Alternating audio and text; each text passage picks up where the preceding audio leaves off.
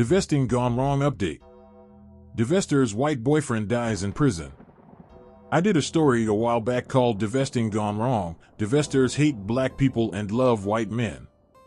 Let's recap then get to the story. A divestor who was happy to be claimed by a white man after a week. Lakeisha Stewart of Rensselaer, New York, sacrificed her black daughter to this white abuser in a matter of days. Let's get to know Lakeisha. 43-year-old Lakeisha Stewart of Rensselaer, New York, pleaded guilty to attempted grand larceny in the third degree before the Honorable William Little in Albany County Court this morning. A Superior Court information alleged that between January 5, 2023 and February 1, 2023, Stewart stole a total of approximately $28,500 from a victim. Specifically, she was accused of cashing several checks from the victim's account while working as their home health aide. The victim was diagnosed with dementia and was unable to consent to those payments. Sentencing is scheduled for February 2, 2024. The defendant faces a sentencing range of no less than 5 years of probation and no more than 6 months at the Albany County Correctional Facility, followed by 5 years of post-release supervision. Assistant District Attorney Nicole Thiel is handling the prosecution of this case. You shouldn't be surprised by Lakeisha's actions. She thought this white man was going to save her from poverty. She could make a Divestor Instagram page and a TikTok showing off the white man, but too bad, the white man really didn't like her. He just needed a place to stay.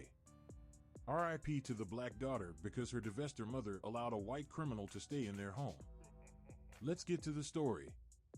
Rensselaer County resident Robert Fisher, age 34, pleaded guilty to murder and rape on Tuesday, July 9th, and the death of Josephina Cunningham. According to prosecutors, emergency crews were called to the girl's Rensselaer home near Broadway and Tracy Street on July 7, 2023, after relatives found her not breathing. Josephina's mother, Lakeisha, found her lying lifeless on the floor, foaming at the mouth and drenched in bleach, the girl's brother, Jaquan Stewart, said. At the time of her murder, Josephina was left in the care of Fisher, who was dating the child's mother.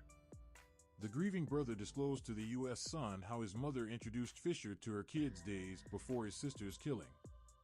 Stewart said he felt something off about Fisher the first time he laid eyes on him. Something felt a little off inside when I first met him. It was a little off. I just felt something in my gut, he said, adding that his mother had only been seeing Fisher for a week. I never saw my mother with a white guy before. Maybe that's why, but I never spoke to her about their relationship. It was like she was hypnotized. She was too deep in love with him. It was actually kind of strange. It's clear she was in love with his white skin. After all, she was 43 and the white man was 34. She probably was happy because she thought she would get pregnant with the magical mixed-race baby.